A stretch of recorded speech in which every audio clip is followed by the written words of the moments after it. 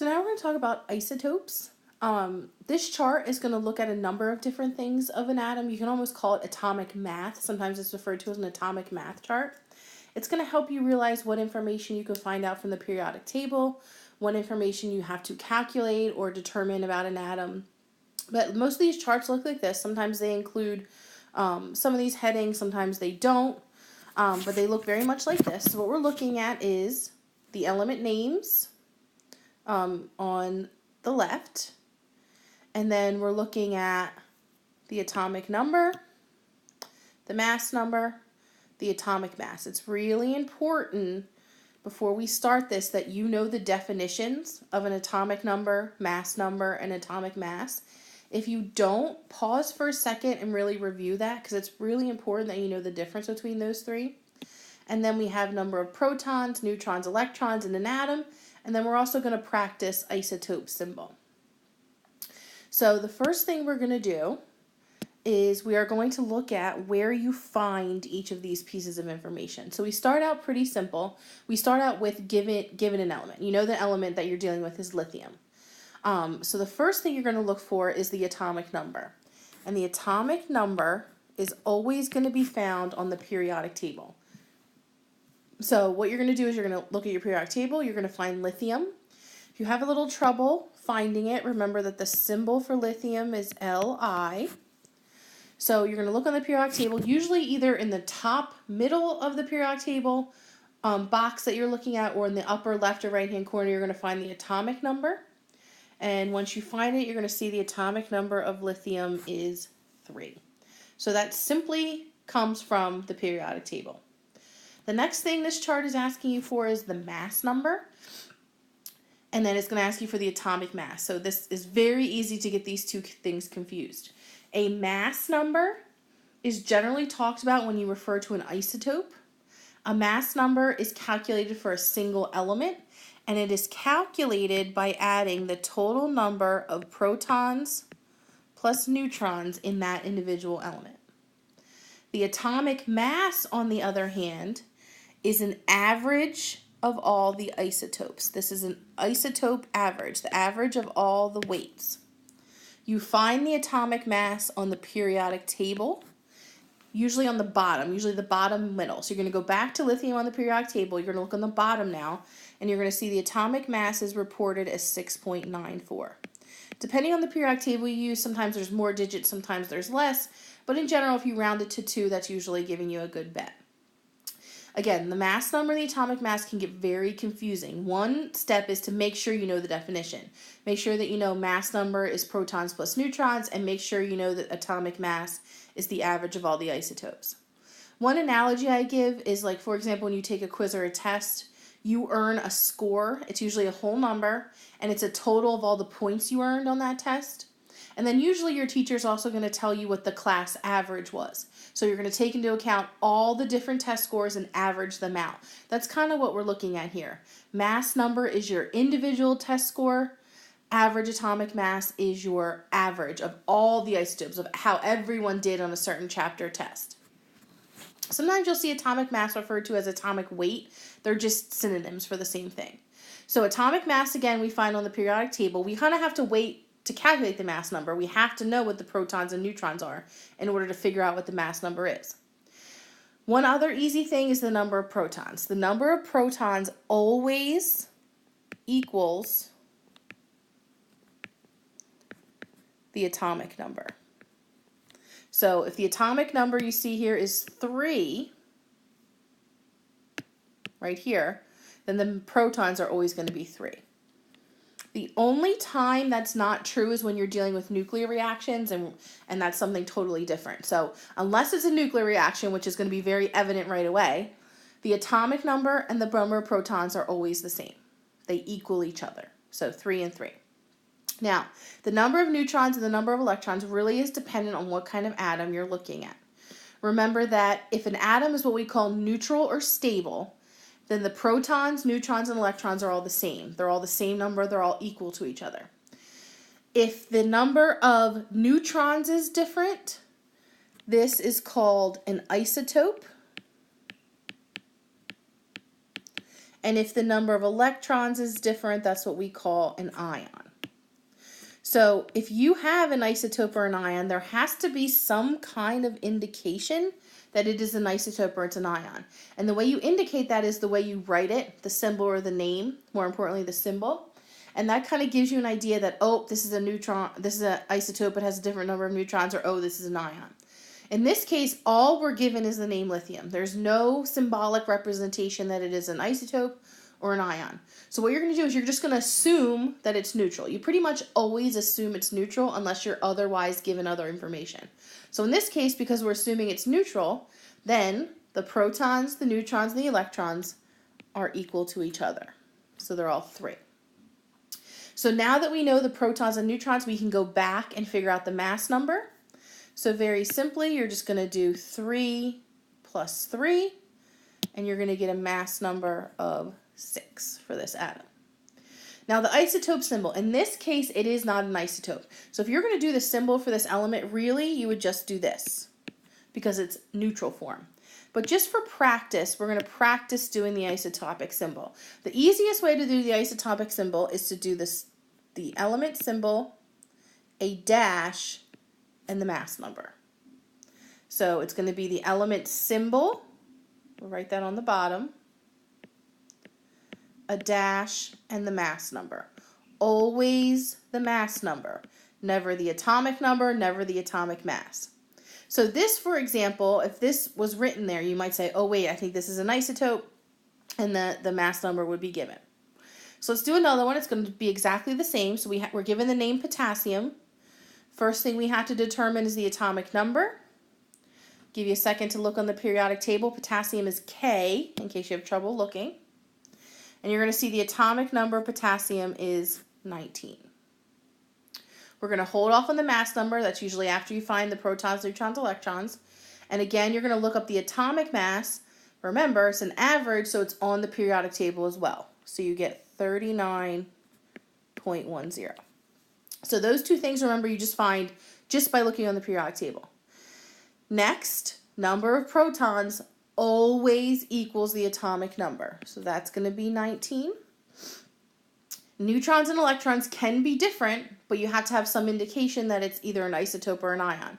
You were just given the name here, so you're assuming it's neutral. And when the atom is neutral, the neutrons and electrons equal the protons. So now I can go back and figure out the mass number because I have protons plus neutrons. So you're going to do 19 plus 19, and you're going to get 38. And then finally, again, this really isn't an isotope, but you're going to practice. So you're going to do the symbol K, dash, and the mass number, which is 38. Okay, now we switch it up a bit. Now the only thing you're given is the atomic number. So you're actually not given the element name. You have to figure out what it is. Very simple though. You now look at all the atomic numbers on the periodic table and you identify it by that number. So now you're going to see that the element with atomic number 9 is fluorine. So I'm going to go ahead and write that down. Again, atomic mass also comes from the periodic table, 19. Protons always equal the atomic number, so I know that's 9. So again here, no real indication that it's anything but neutral. The only really difference was you were given an atomic number. So we're going to say it's neutral. Protons, neutrons, electrons are all the same. Go back and calculate the mass number. Protons plus neutrons, 9 plus 9, it's going to give you 18. And the symbol would be fluorine F dash the mass number, which is 18. Okay. Now, when we go to this next one, we need to edit this a bit. You're going to see we need to move this over here. So pretend like that was written there. We're going to pretend like this was in here. Just a little edit. Okay, so now we have bromine. Look on the periodic table, you see that bromine's atomic number is 35. That's all the same. Atomic mass, again, you would look on the periodic table and you should get 79.90. Protons always equals the atomic number, so you're going to get 35. So now we have to pause a little bit because now we did something a little bit different. You were given 80 as the mass number. So it was actually put in there before you started. When that happens, that is an indication that there's something weird. So when you're given a mass number, instead of just assuming the protons, neutrons, electrons are equal, you need to take advantage of the mass number you were given. So what you're going to do is if the protons plus neutrons, you see right here, equals the mass number, then if you're given the mass number and the number of protons, to get the neutrons, you subtract. So in that case, you should get 45. So again, that's when you're given the mass number. Every time before, we weren't given a mass number. We had to calculate a mass number.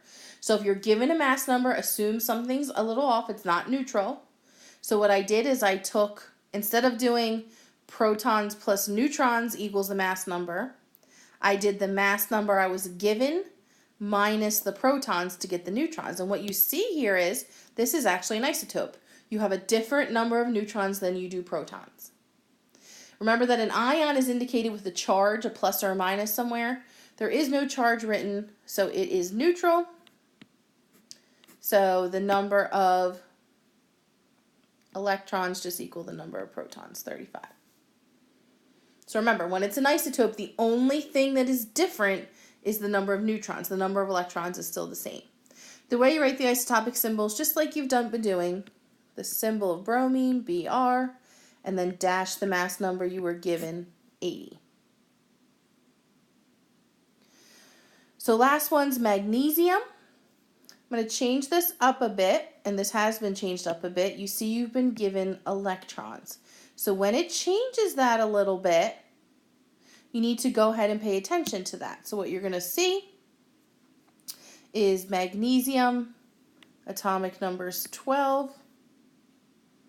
Atomic mass, again, you just find the periodic table, is 24.31. Protons is always equal to the atomic number, so that's 12. You're not given a mass number, and there's no indication it's an isotope, so you're just going to say, okay, the neutrons are 12, it's neutral form, and then 12 plus 12 is going to give you 24.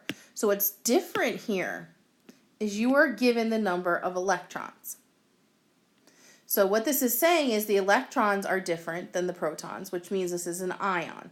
This is just an example. So magnesium actually doesn't form this type of ion, but it is an example to help you practice. So if you need to figure out it's an ion, first of all, an ion is going to be written with its symbol and then a plus or minus and a number in the upper right-hand corner. So it's a little bit different than an isotope. The way you figure out what charge it is very simple. So determine charge. You're going to figure out how many pluses you have, how many minuses you have. Remember that protons are positive, so you actually have 12 positive protons here, so you have plus 12. And it tells you you have 15 negative electrons. So the 15 is actually negative. Plus 12 minus 15 is going to give you minus 2. So your charge on this atom would be minus 2. Again, magnesium actually makes a plus 2 ion. This was just something for an example. So if I give you another one there, let's say I give you something a little bit different. Let's say I give you iodine with a minus charge. If you just see that, you just see the minus without a number, remember that in chemistry, the number is usually assumed. So if you just see a number there, just like that, just a sign without a number, you're assuming that that is -1. That's what that charge is. Remember that if it's an ion, the only thing that really changes is the charge, is the number of electrons. Everything else is as you've been doing before. So use your periodic table, figure out that I, the symbol I, stands for iodine. So I'm going to write iodine. Again, I look on my periodic table and I find that The atomic number is 53. I'm going to find the mass number after I find the protons, neutrons, and electrons. So I'm going to skip to the atomic mass, again, right on the periodic table. And I get 126.90. Protons, no matter what, always equal the atomic number. So it's 53. Now, no indication it's an isotope. This is an ion. The charge tells you it's an ion. So that means the neutrons are also 53. So to get the mass number, like you've been doing the whole time, you're going to add 53 and 53 to get 106. Now, the difference is going to come in here with this charge that you see. You see the charge is -1. So what you have to do is do a calculation where you try to figure out how many pluses it would have now. So that's your example. How many would it have? So if you have this many protons and you want your overall charge to be -1, which is what it's indicating there, how many electrons would you need? So let me just erase this real quick so I can show you. So it's kind of opposite of what you did. You know how many pluses you have, and you should always know because of the protons. So you have 53 positive protons, meaning 53 pluses. Now you have to figure out how many negatives you have if the overall charge is -1. So it's like one of those problems you used to do when you were younger. Here's the charge, figure out kind of the missing part.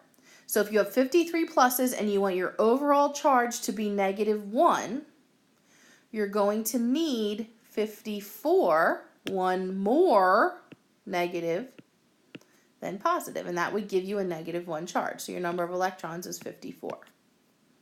Again, I knew it was 53 pluses. I knew I needed -1 on the end. So the way you calculate that is 53 minus 54 is going to give you -1.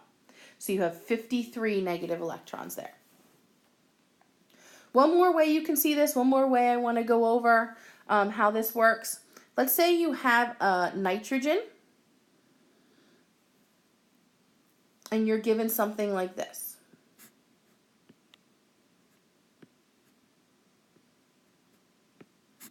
Okay, N30. So that's the only thing you're given in the chart. Right away, when you see this dash, we're going to remember that that 30 is the mass number. That's how you write it in isotopic symbol, and that's what you're given there. So you're given the mass number. So it's kind of like when we did bromine. You're going to find the N is nitrogen. The atomic number of nitrogen is 7. The atomic mass, like we practiced,